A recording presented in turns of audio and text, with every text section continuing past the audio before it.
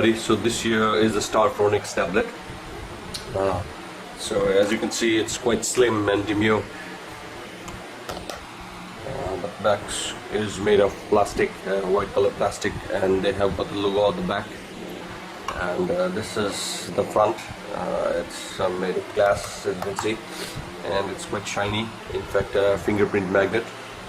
Anyway, so this here is the home screen. It's quite utilitarian. It's basically empty right now.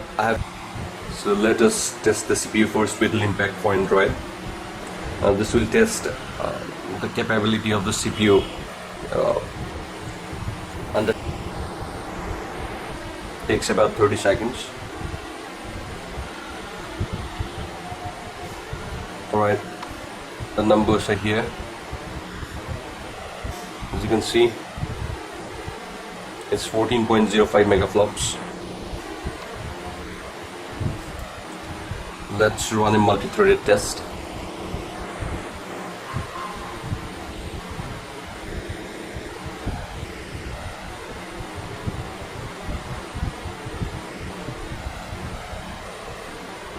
It's 13.302. Now, as you may have read on the website, that this particular tablet is being run by Allwinner A13 CPU. It's a super low budget CPU, and for the price that you are getting this particular tablet, 14 or 13 megaflops is fine. And in fact, most medium budget tablets are single core tablets, give you anywhere between 13 to 18 megaflops. So it's got a Mali 400 GPU, but this is a single core GPU. The GPU doesn't have dual core, so obviously the scores will be a bit lower. As you can see, I have already run a test and it came to around 26.6 FPS, so that's very much low, because from what we have seen in other Allwinner A10 tablets, we are getting at around 45 to 54 FPS. But in A13, the CPU is single, the GPU is single core, and you can see the lack of speed, lack of 3D rendering speed. While this might be a cause of concern when you have to run like powerful 3D games, or like 3D games with lots of polygons and textures, like Shadowrun, like GTA, or maybe like Need for Speed, then this will be a problem.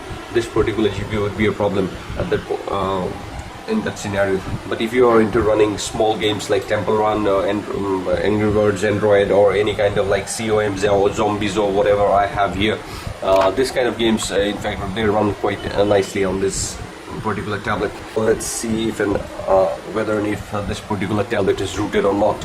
As you can see, I have downloaded Root Check Basic, and let's test it. Oh yes, this particular tablet is rooted. Let's look at the Android system info, what it says. Alright, so as you can see, the internal memory of this one, the internal storage is at around what it says is 1.1 GB, and there is a SD card inside it. No, SD card, that means the secondary memory is around 5 GB, of which 4.5 GB is free.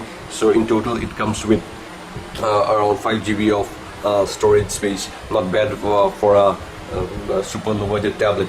Another thing is this has got 512 MB RAM, as you can see here. This has got 512 MB RAM, of which right now 151 MB is free, and this is connected to the Wi-Fi network, and this doesn't have the facility for taking in a SIM, so which is quite normal for a low budget tablet. Anyway, let's look at the CPU, for instance. Alright, so here is the CPU information.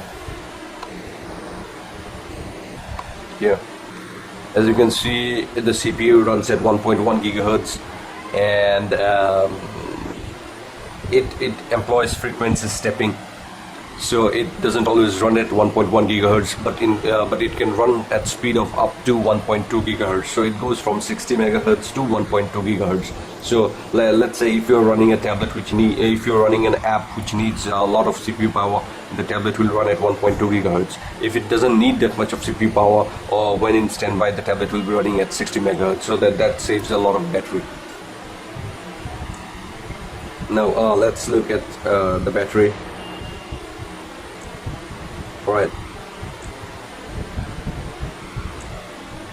So this here, as you can see, the battery is right now discharging. It is not connected to anything, and the level is right now at 94%. It was left on standby like 6 or 7 hours ago when it was at 100% charge, and only 94% charge. Right now it is at 94% charge, so only 6% charge has been spent, and it was the Wi-Fi was always on, so that's nice. And that battery is rechargeable and has and is based on the Life technology, lithium ferrite, and it charges at around 3.7 volts and discharges at 4.1 volt or 4.1 to 3.5 volts. So that's good. So that means the battery will last much longer. From the test that I have run on this particular tablet, the tablet runs for anywhere around from 5 to 6 hours on a normal usage pattern, continuous usage. And if you're into watching lots of videos and like going onto Facebook and stuff, it will last for around 5 hours. So let's test the touch capability of the screen. You can see 1, 2, 3, 4, 5. So it detects 5 touches simultaneously. So this is a true multi-touch screen, and that can detect 5 single point of touches. Anyway, everything works on this one.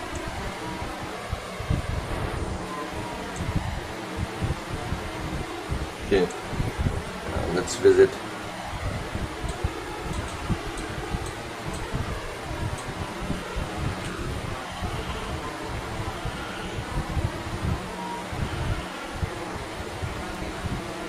Yeah, as you can see, it's quite smooth.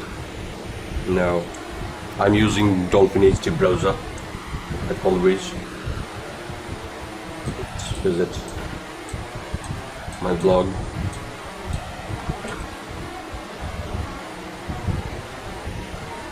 So since there are a lot of text, it will give you a pretty good idea of how exactly and browsing is on this particular tablet.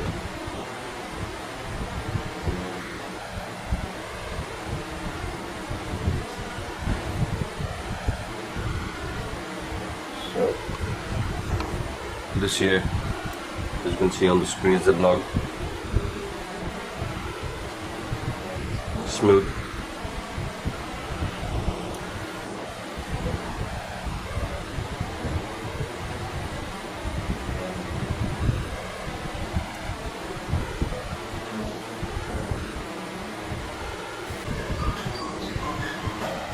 I accepted it.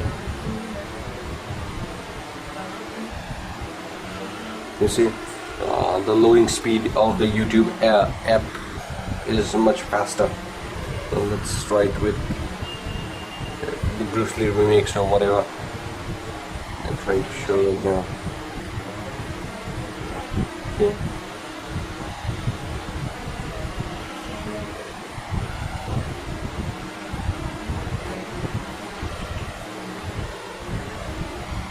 So this is running at high quality HD.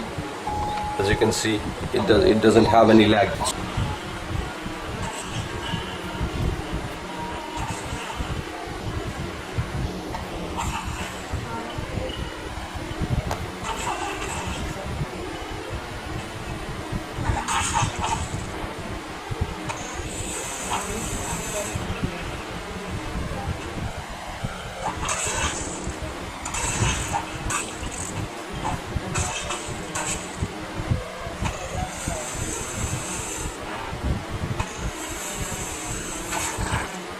See, so like it's quite responsive.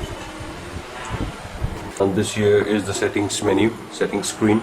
As you can see, it has detected various Wi-Fi routers that are in my home, and this is it. And this is the sound menu where you can like deactivate or deactivate sounds, and this is the display menu where you can change the brightness, the wallpaper. I have set the brightness to minimum. Let me increase it. Okay, you can set the wallpaper, you can set the screen to auto rotate. I have chosen to deactivate the auto rotate option anyway.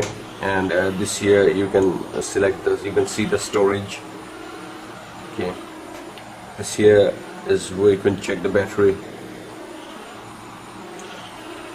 This here is Google's location service. This won't work simply because it doesn't have GPS. and this is for security. This is for languages and input, pretty standard stuff, and you can even back up and reset the tablet just like any other one. And this here is the date and time, accessibility, developer options, everything. And this is the about tablet. As you can see, it says it's running on Android 4.03. okay, and the kernel is 3.08 plus Linux kernel.